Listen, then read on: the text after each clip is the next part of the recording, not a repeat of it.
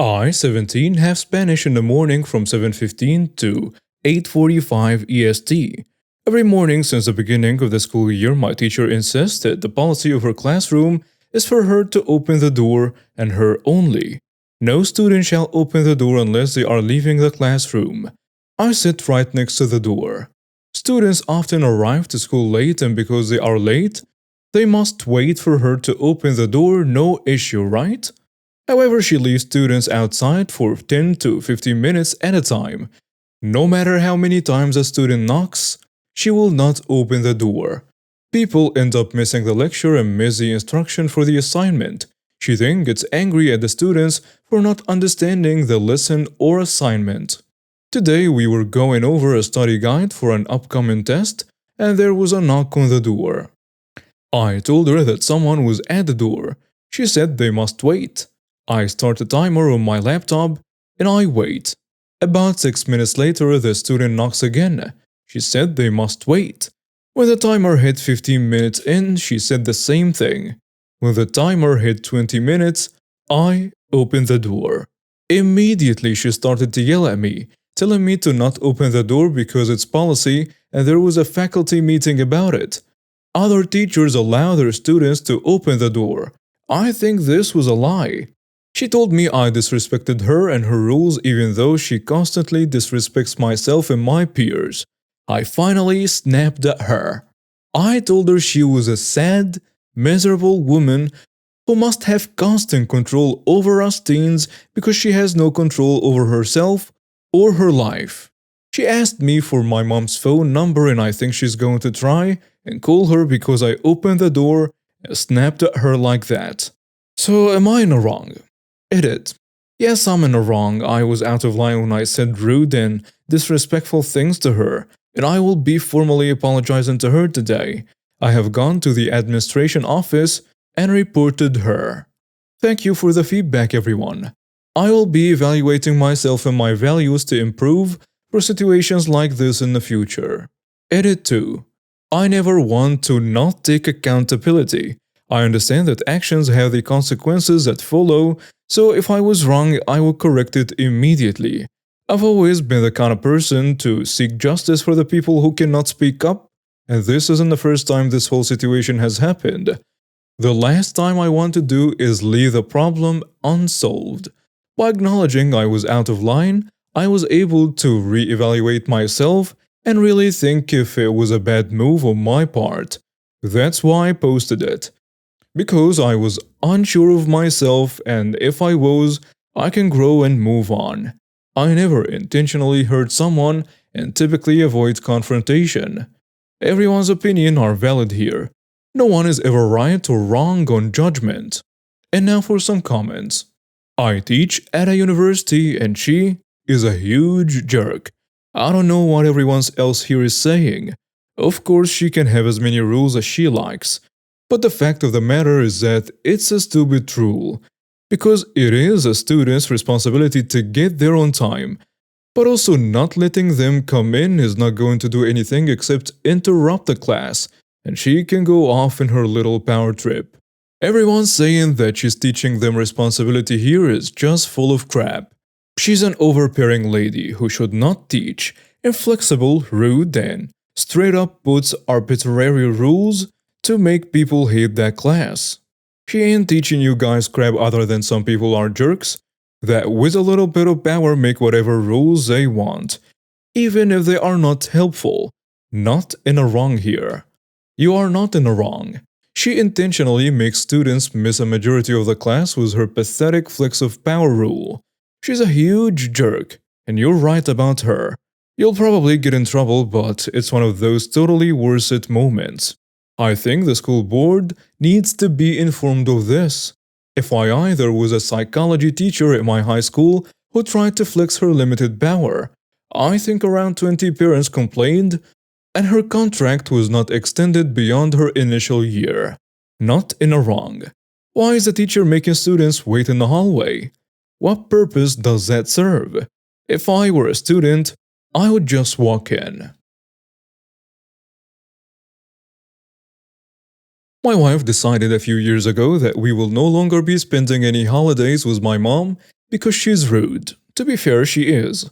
Doesn't cater to the kids enough, and the final straw was when my mom reached in front of us to get some food, and we noticed a ring and realized she had gotten married. My wife said that if we weren't good enough to get a wedding invite, we clearly aren't good enough to spend holidays with. It hurt, but I agreed, because I didn't want to harm my marriage. The past couple holiday seasons have been rough on me. I just don't enjoy holidays with my in-laws at all. They have like 30 people there. Everyone is so loud, food is dry and bland, just no one I connect with. And it makes me miss spending holidays with my mom. Recently, my wife brought up the holidays and I let her know how I was feeling. She said she sympathized but was not wasting another Christmas with my witch mom. I asked if we could start staying home every other year and just doing something for the four of us. And my wife blew up. She said I was selfish and trying to ruin her holidays just because my mom is a witch. That I don't care about our kids because they love it. They do, but they are 4 and 2 and I think would love anything if we made it exciting for them. And she said I need to act like a grown man and put my feelings aside for the good of the family.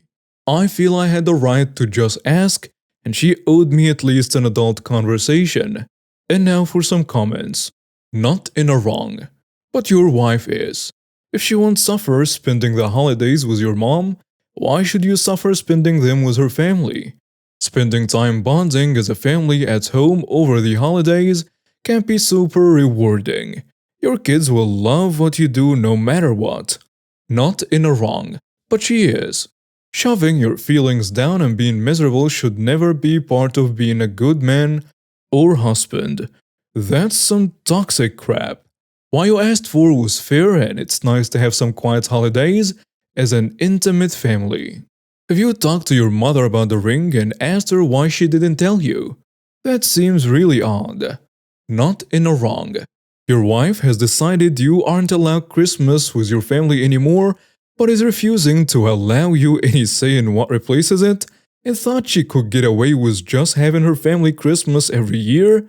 You are a partnership.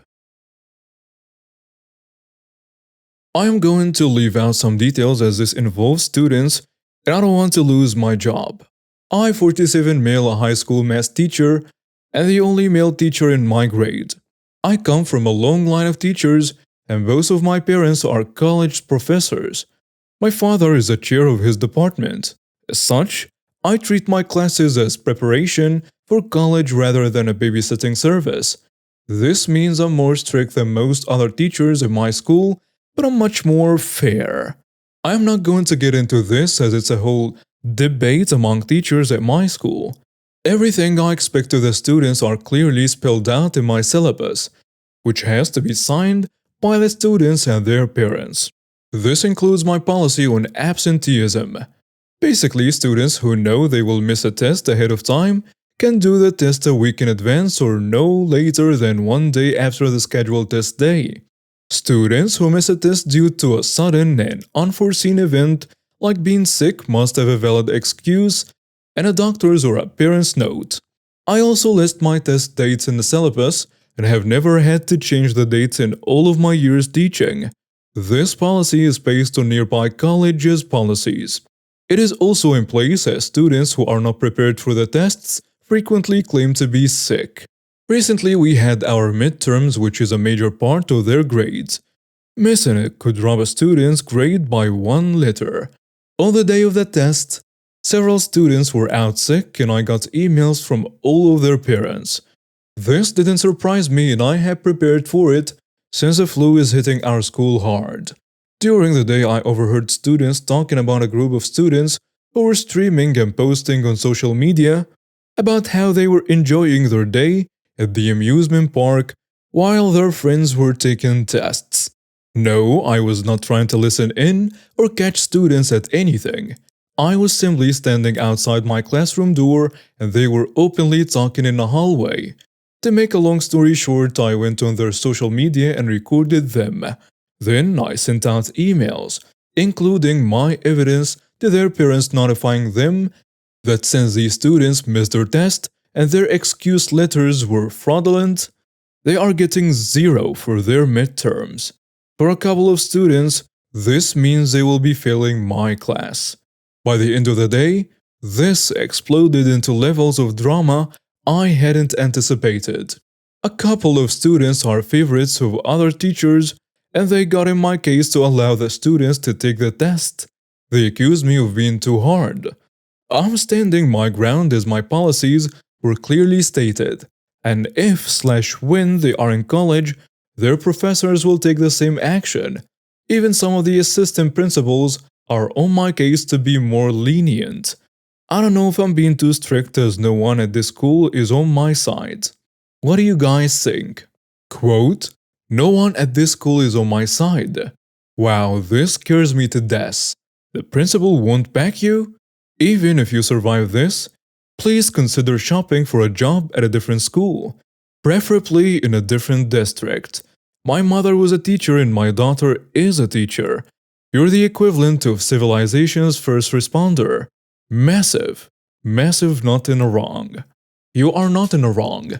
I don't know what has changed in education that this is even a question. I graduated high school 25 years ago, and any teacher I had would 100% do what you're doing now. How on earth do people think you're being unfair? Deception has consequences. Not in a wrong. They weren't sick. They were at an amusement park and you have proof.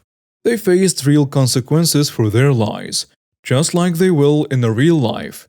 Seems completely reasonable to me. They could have chosen another day to go to the amusement park. I'm 23 female and my husband, 39 male, calls me manipulative.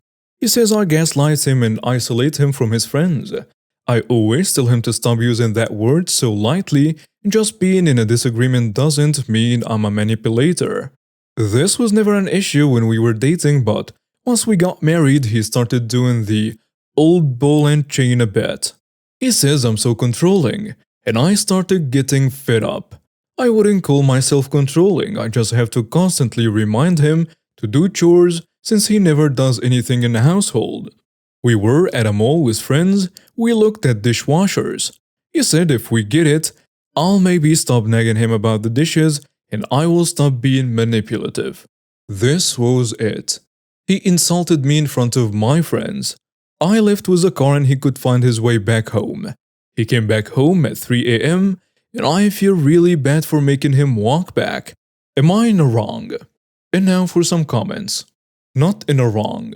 There is a reason he's 39 and you are 23. Enough said.